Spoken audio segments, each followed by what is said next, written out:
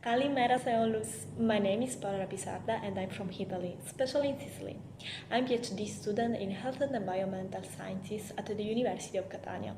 I'm working under the professors Margherita Ferranda and Gioliveri Conti, both internationally renowned for their contributing in environmental and public health research. My abroad period, I decided to come at the Water and Health Laboratory of the CII, and here I joined the Professor Konstantinos Makris teams and got involved in the Cyprus Children's Cohort project.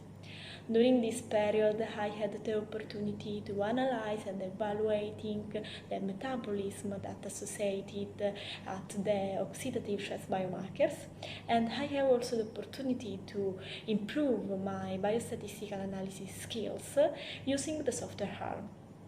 I worked with an exceptional team of research that guided me with professionalism and dedication.